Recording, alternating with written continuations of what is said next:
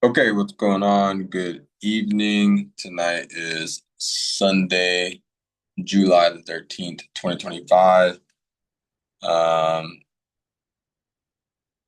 yeah, really quickly what we're going to look at. So since I dropped a live video of the live recording on Friday of the setup that we took, I'm gonna go over a brief DRC for 7/11, right, 2025, which was Friday, and then I'm going to go over Thursday's very quick DRC because I did not put a DRC video out for Thursday, but I do want to kind of follow up on what we did on Thursday on those capitulation buy positions back up to daily open where we ended up taking profit.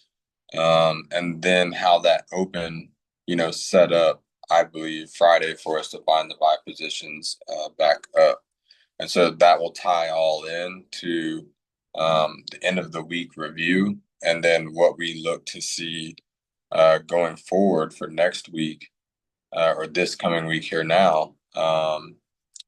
And a little bit what we'll talk about as well is dollar, right? Gold. I won't really talk about SPY and QQQ and NVIDIA as much until tomorrow until we get like an open. So we'll focus on dollar futures here. I'm not gonna look at indices, but just futures. And then I'm gonna start it off here really quick with Bitcoin. Right, Bitcoin has exploded. I'm actually going to be dropping a video here soon called like My Story with Bitcoin because Bitcoin is actually what one of the first actual investments that I like acknowledged I was taking in a real investment in 2017, like it was like 2017 or 2013, one of those years, when I had got on Coinbase. So I'm going to share my screen, and so we can get right into this. We shouldn't be on here much longer than 20 to 30 minutes. Like I said, it's just going to be a review over Thursday's trades that we took very briefly, very quick. Fridays, very quick, just because, like I said, you guys can go back and watch the live recording of that trade.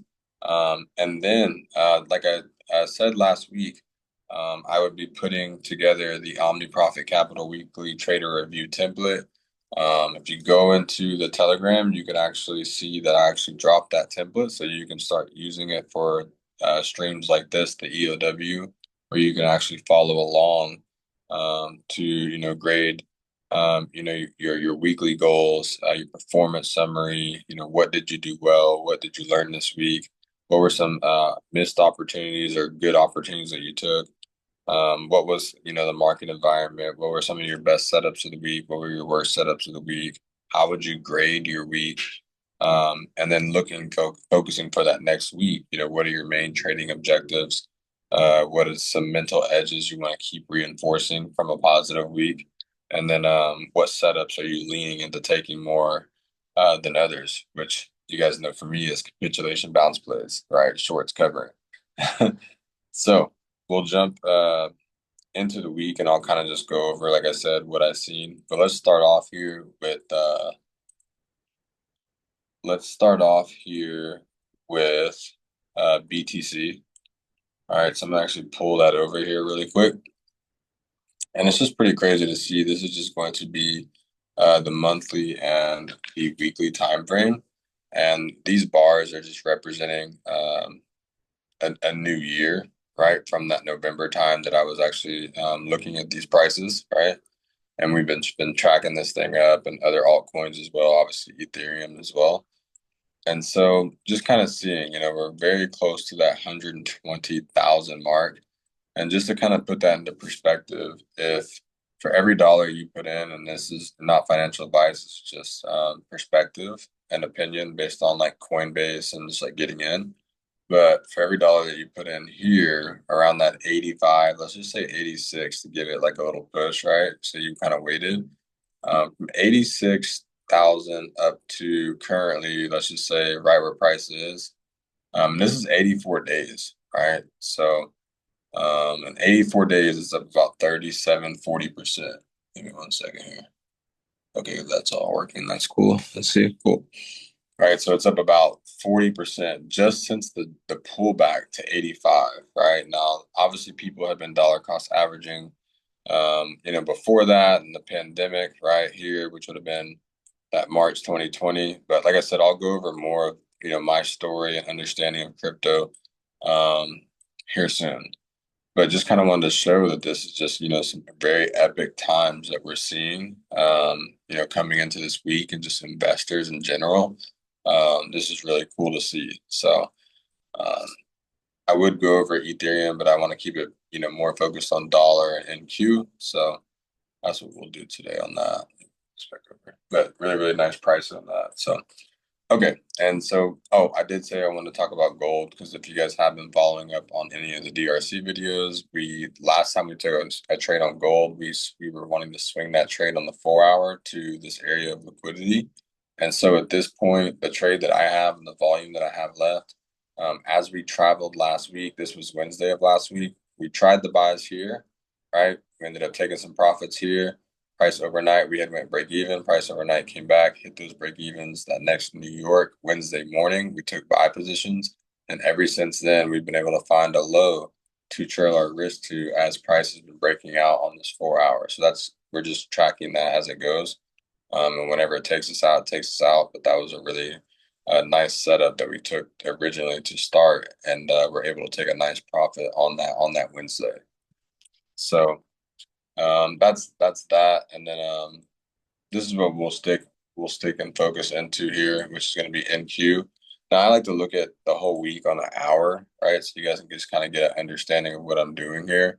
What I'm doing is I'm looking at the beginning of the week to the end of the week, right? So I move some of these fibs. And then what I do is I go back and I look at all the opportunities that I actually took, right? Like actual executions that I actually took and how I manage those trades because it's like this, right? When you're demo trading, you're trying to get what Mark Douglas calls a sample size, right? So you're trying to actually have edge and have criteria that you're actually putting together, so that you can actually see if that um, system and plan is working, right? So just kind of going through it very quickly and briefly throughout the week, right? This was the overnight. I always pay attention to the overnight liquidity, right? So this is MNQs, NQ, right?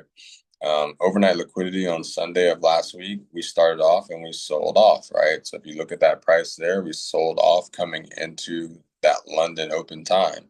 And then London open was right here, 2 a.m. Price started to sell off again to go a little bit lower, and then buyers stepped in.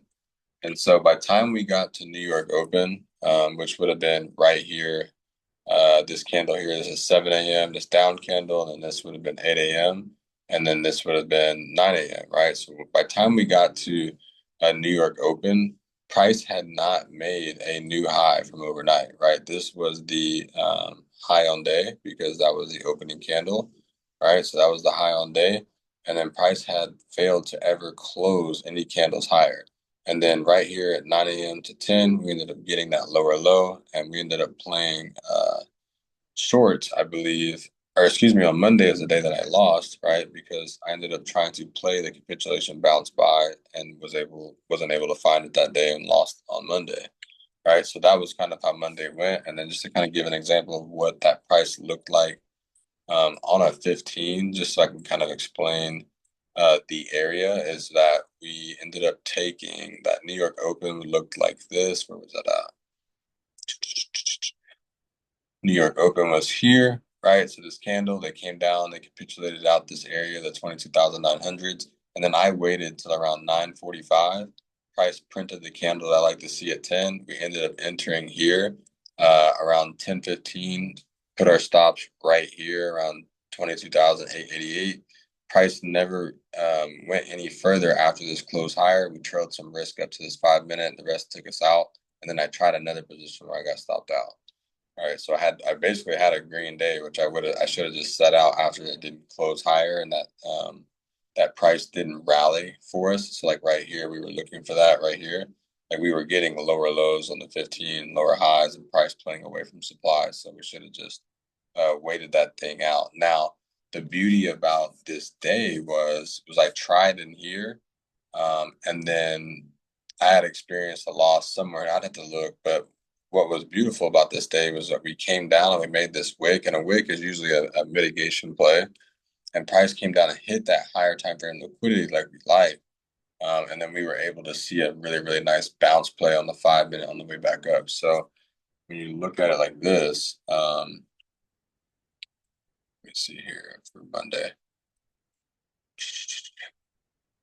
It was right here. So we had 130, right, to 135, and then we ended up playing a buy position with our stop loss at the body close here that ended up closing back up here by the 1500, which was the liquidation on Topstep is at 310. So 1505 to 10 would have been when it closed here. So you were able to capitalize off the 22,800 up to, July's open, which was like a 70 handle move, right? If you were doing it right. So that was a really nice recovery because I ended up, like I said, having a losing day before this position presented, and then I worked out or walked the dog or did something that day, and then I seen that those shorts were definitely going to cover in that area from a higher time frame perspective, and I like the area. So still was definitely kind of risky because of the timing of the day. So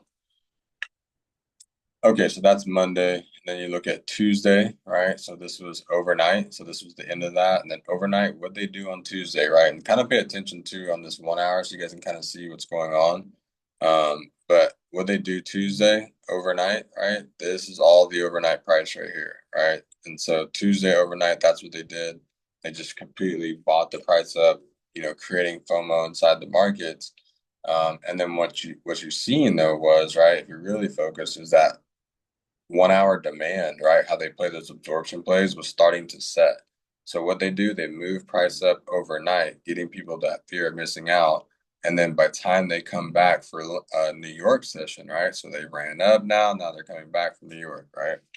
So by the time they've come back for New York, most people have been buying early, 6 p.m., 10 p.m. at night. They're now those ones that bought way too late, they're ran out, right? And so what we were looking for, or I was looking for personally, was for price at New York coming into Tuesday to come back and set up inside this demand candle like it did, right? And what we wanted to see was could we get 15 and 5 minute closures, body candles, right, higher than here, right? So when that price responded at that New York here at 10 a.m., right, could we find price to go higher and start to make structure on the 1 hour 15 and 5 to go higher? And what we ended up finding was, and what day was this, Tuesday? Yeah, so what we ended up finding was instead was a 5 minute and 15 minute play, right? So I'll go to that on the 15 here and on the 5 and show that move. And so what that ended up looking like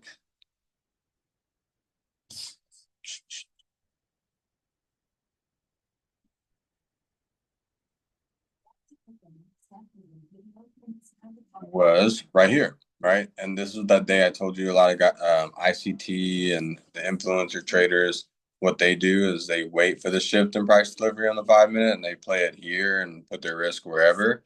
And we were already in this trade playing off supply demand, right? So when you go back and make sure we can always see this screen here, when you go back and you look at this price action inside that 1 hour demand area, right?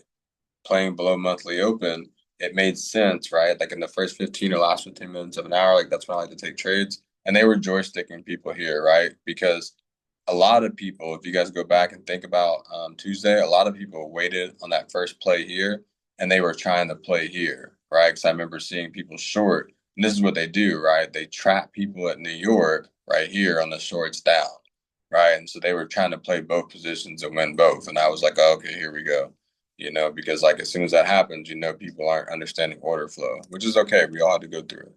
So they started shorting down at New York on Tuesday, and eventually those shorts covered, and you've seen that here, and a lot of buyers stepped in here first to take it, right? But what I like to see is a move like this, a sign of strength, close higher like this.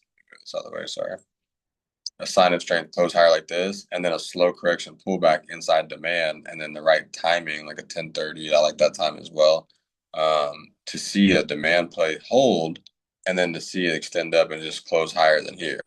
And so I thought that was a beautiful play because they continued to do a similar pattern like this all week, right? If you pay attention to the location of where New York is and how they engineer the liquidity, and what I mean by that is like on smaller time frames as well than this and five, but it's where they open it, right? Because they open it and they create fear, they create FOMO, they create, like if you go to a 1 minute, a forceful 5 minute and 1 minute first candle of the open, and you're gonna have these individuals have to cover a position like this. Like I love when it opens to where I can't even get in on a short because when those shorts decide to cover that buy is going to snap back, right? And that's what we ended up seeing here today at the end of that Tuesday, right? If you waited, if you played the first one, they scared you, they took you out right here, right?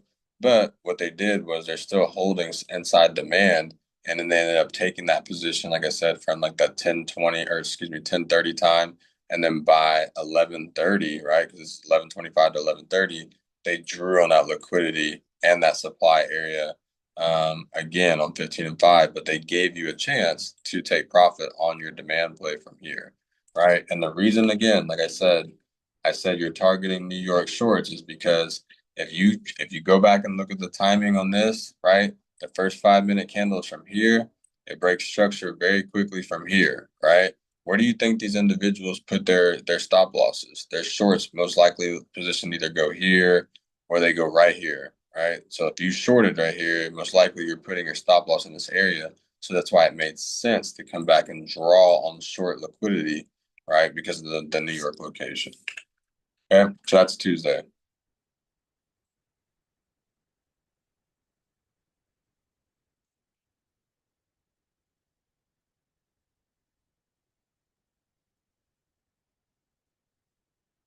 Yeah, so we went through Tuesday, right? Why we played inside that 1 hour demand, why it made sense to do that, right? Into this area here. Now, again, now we focus on overnight liquidity. So if you extend for Wednesday, we're talking. So this is the start of the week, and then I'm gonna do another one to kind of keep us in alignment with where we're at. Okay. So now we're talking about the start of Wednesday, right? Which would have been here. What did overnight liquidity do? Right? Let's focus. What did overnight liquidity do? It just basically draws people in for something, right? And I would say this was really manipulation here because they set the accumulation play up inside the H1 demand, right? And we're going to move this to the end of the day of that day here. So it would have been like here, right? And so what they did was going to the end of the day, they hold the H1 demand, right? To go up and erase the players in the 23,000s, right? So you got to be looking at higher time frames to understand this type of stuff, right? Because then here was the key to why we found shorts on Wednesday instead of the buys up, right? Because just like I showed you guys on the previous day, they forced people into sells, right? They forced them on the 5 and 1 minute. And the only way for you to enter a trade like that is for you to just press the button and throw your stop loss as fast as possible. You don't want to enter shit trades like that, right? So fast forward to the next day, right? Coming into the session, we already had this was the 4 a.m. candle to 5.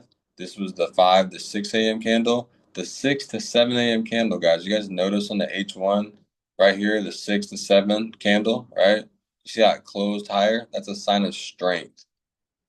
Okay. That's a sign of strength before New York opened. So there already was on that stuff, right? Coming into this.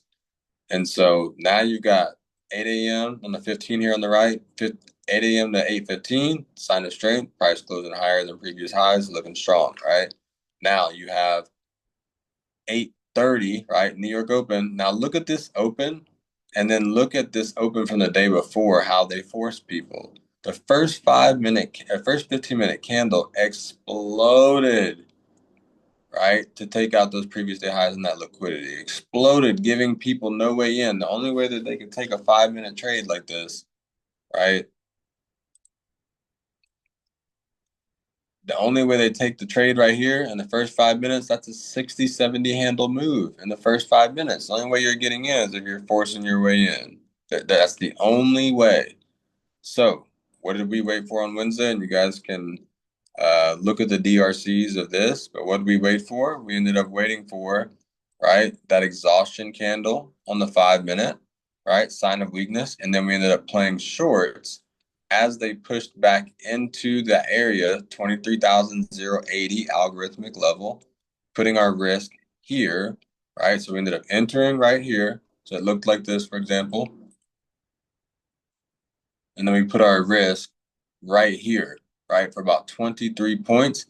And the way I do my setups, an A plus setup is a 10 from the edge of what I'm looking at is going to be about a 10-point risk um, for 30 to 40 plus points, right? That's going to be a crazy, pretty good setup, right? Because of the edge. Now, when I risk 20 points for 60, that's still a really good setup, but it's more on my range of what I call a B, B plus. And then a C setup would be a setup like this. Anything that's close to 25-point risk for, basically to get to your 1 to 3, you're looking at about a 70 to 75 handle move. So like this would be more something where I ended up doing on this day was risking less, right? But I ended up still picking this edge that I wanted, and then I wanted to play back down to where, right? It was pretty obvious, I thought that day where you'd want to play back down to, and so I'll always like when I take a short position, I'm always attacking New York players, right? So it's a this situation here, we wanted to get out just here, and that put us at over a 1 to 5 setup by the time we ended up, pressing that all the way down. But if you go back and you look at this setup, it was beautiful and how if you're just patient, you're understanding what they're doing at these New York Opens, how you can really find, some really quality setups on order flow, right? Because usually I'm looking for my favorite setup is the sell side capitulation, and then seeing those shorts cover to 50% bounce back of a range. That's like my favorite play. But it's the exact same thing here, but essentially it's just upside down, right? So essentially I'm looking for a capitulation at the open, and then the same 5-minute signal that I look for on the buy side is the same signal I'm looking for on the sell side. So that's what we ended up doing on Wednesday, right? We didn't get in those buys because, like I said, I'll even show you guys here really quick. What was that we were talking about? Was that Wednesday? Yeah, Wednesday. And then we'll look at 8:30. Okay. All right. So look how that looks, right? That's 8:30 to 8:31, right? Then 8:31 to 8:32. The first minute, the only way you get in is if you just press buy, probably by here. Most likely that no one's going to press buy the first minute. They're probably doing it right here at the 22,000 whole level, and they're just putting their risk somewhere in here.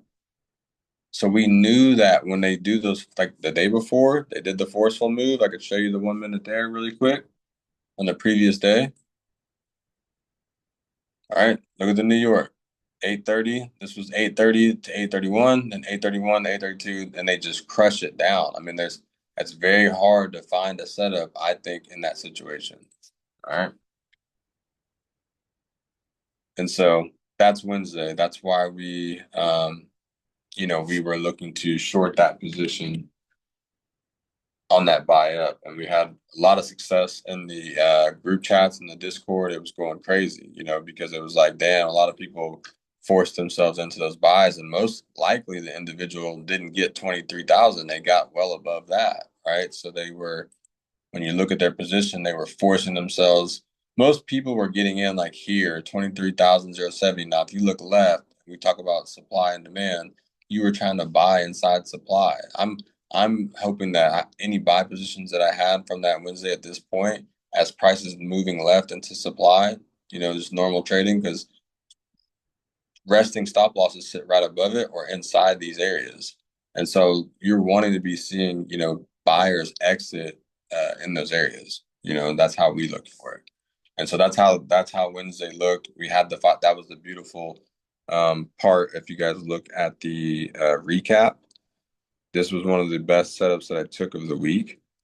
And this is one of the things that I felt like I identified really well this week was exhaustion candles, right? When buyers were or people were buying up to get out of their buys, sellers have to fill and vice versa. Okay. So I don't want to spend forever on that trade because it was a really good one, and I felt like I had missed on the buys and I felt really good that we were able to still capitalize. So we'll move forward. Now I'm just moving this to the end of we're going to be evaluating Thursday next here. And so this was the Thursday open. Now, this was the most important part about Thursday was the daily open, right? Something that I really focus on is, buying and selling above or below, but also giving back a position that's in a favorable value that you're in a really good, position in, like giving back, on the concepts of buy low, sell high. So when you look at how we came into Thursday, really, really nice day. Like this is going to be basically the very brief DRC of why we did what we did, and you guys can go back in the telegrams or the Discord and look at the timestamps of when we were doing these things, because this was like the day that I think I had the best execution again personally for myself on patience, and this is some things you guys can learn. Now, daily open was here, right? So you can look that we were kind of here. We were failing to go higher at this point. Now, pre-New York, right? This was the low. So like at one point, this was the low of the day, right? If I was to go to replay mode, like I'll just do it here really quick, right? If I was to go to replay mode, that's all people could see at one point, right? And so when you think about, what a lot of areas I target is going to be Asian liquidity, right? Overnight liquidity all the time. It's like something that we target all the time. And so when you look at how this opened, now I'll just come in and kind of circle New York Open here. But New York Open was this 8:15, then this is 8:30. Now look how they did 8:30. All right, this is 8:30. So I'll circle it in blue. All right. So look how they did 8:30 on Thursday morning. Oh, sorry, I'm gonna put something up. Run on liquidity. They're failing to push any body candles closures higher, right? And they start to sell off. So now let's look at this on a 5 and a 15, because that's where I like to set my setups on, right? And so on a 5 and a 15, right here, you've got a run on liquidity. This is 8:25 to 8:30, and then 8:20 or 8:30 to 8:35, they ran up, right? Drawing on liquidity up here, right? Inside supply on a 15. So if you want to go for the 1 minute traders, let me explain something to you guys, right? A 15-minute wick, a 5 minute wick is going to be a 1 minute mitigation. Okay. All right. So no matter how you want to, cut that up and explain it, I can show you countless data. If you go back and look at this, that's what it is, right? A 15-minute wick, 5 minute wick should be a 1 minute mitigation. And because of how they did this and they didn't give this, like they just immediately the candle to me, this is forced engineered liquidity. When they push the candle like this and then they give a no wick candle and then they close another one, they go down like that, they're not giving you a chance to do this, right? They're not on the short side like we want. Like this closes here, beautiful. But if it comes back and does this and then does this first, that at least gives me a chance of mitigation. But they don't do that. When they don't do that, they're up to something for that day, right? Just understand if you get a short that you can't get in off mitigation, there's going to be covering, because that means there's super fast moves down that people were forcing themselves into. Okay. And so now, beautiful, right? They start that first 5 minute candle, 8:30, 8:35. What did you get? You got a break of structure, lower low, right? 15-minute candle broke two. So what do you think they're attacking? Look left, right? Asian liquidity. So what did I do to on this day? Because that first 5 minute candle didn't, like, if it would have closed here and then trailed back up and did this, I'd probably enter and start to trade, frame up risk, but it didn't do that, right? And I promise you, if you guys trade in Q, how many people? Let's think about this really quick, all right? Because I called this out on Telegram and Discords as well. Look at where I showed the daily open is, right?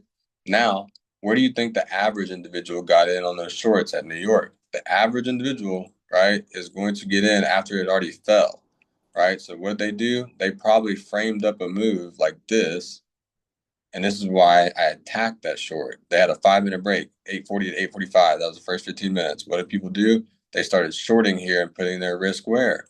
At daily open, right? Think about this. If you really shorted this and you were going for this Asian liquidity, and this is still a good trade. I'm not saying that this was a fire trade, because what did it do? It set up the almost a 10-point risk, right, to a target, right, of over a 1 to 5. That's a beautiful setup when you look at this.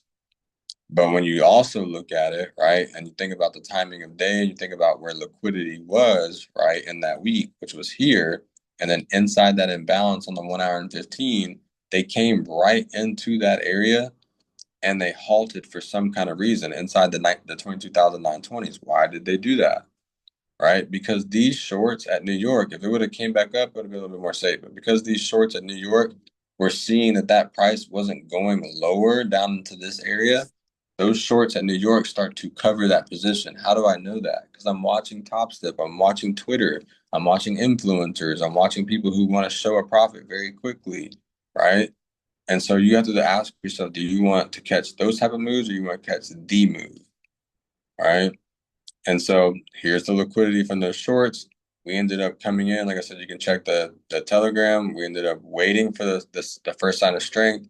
We waited for that second candle and we started entering buys in that 22,930s to 920 like area. And then we started factoring in, like I had one contract in here, price went up, started to go like this and go higher. And we thought, okay, maybe that was all it was going to be. And then price came back down on a smaller time frame, 1 minute, and we were playing another contract, so that pushed our dollar cost average because we were buying when price was going down, not when price was running up, right? And it pushed our average back down into those 920s, giving us a favorable risk to the 900s, which was like a 20-point risk, right?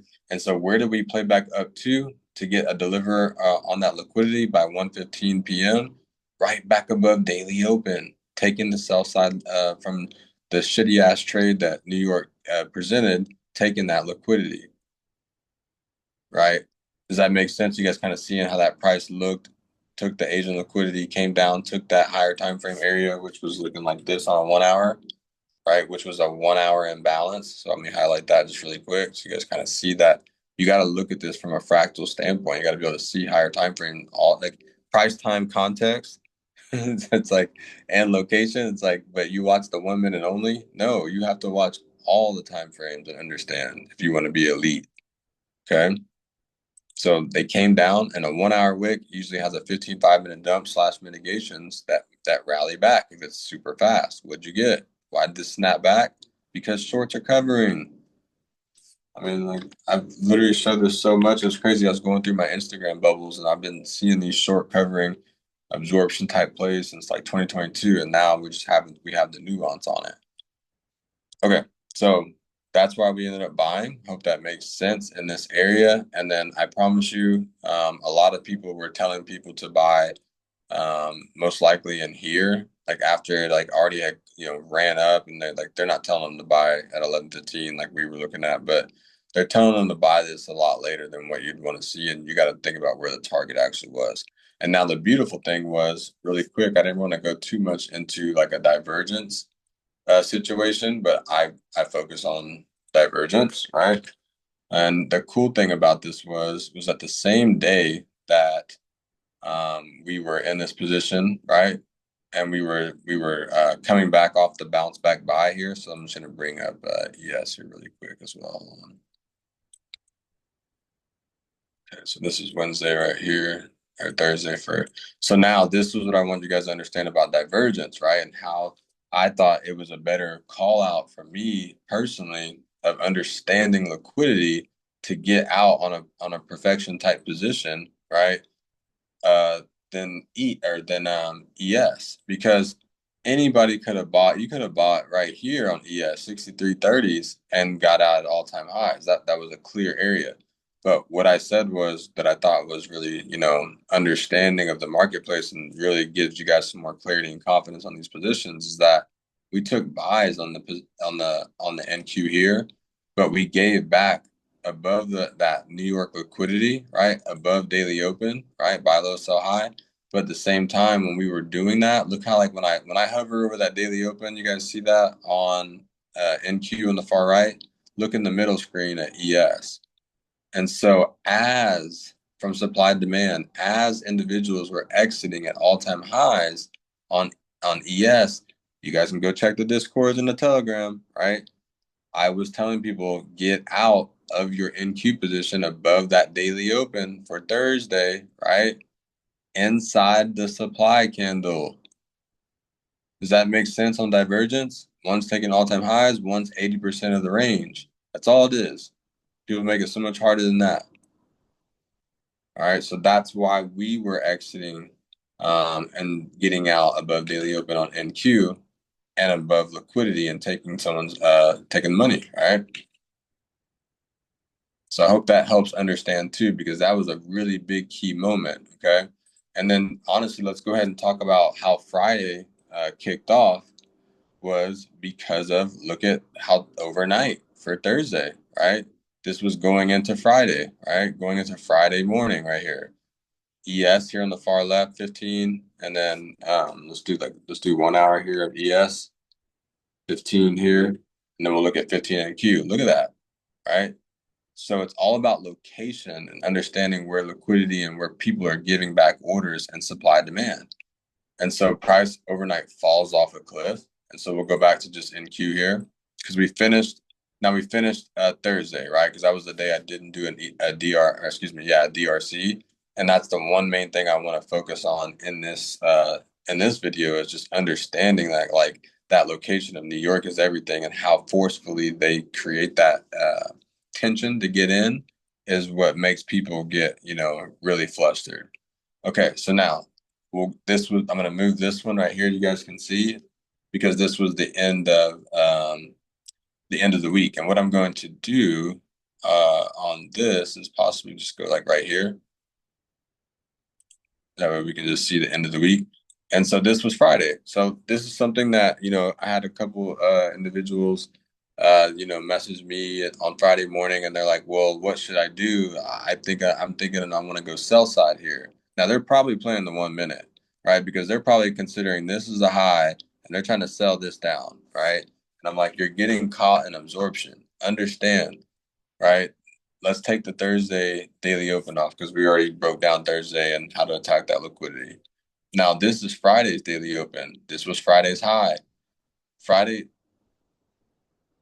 Friday price sells off. Now this is the overnight still on Thursday night, but then we're going into Friday, okay? And so price falls off. Now, this is that same position I was talking about, right? This is that same type of position where I said, a 15.5, a lot of people will play this position, it'll rally up overnight.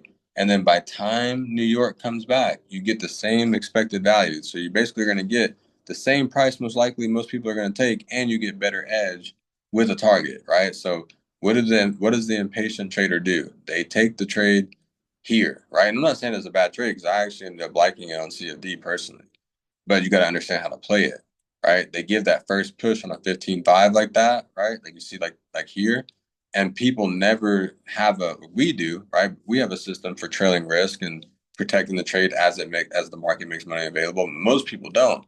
And so they take this trade and then it comes all the way back on them by like 5, 6 a.m. in the morning, as you guys can see at the bottom, right?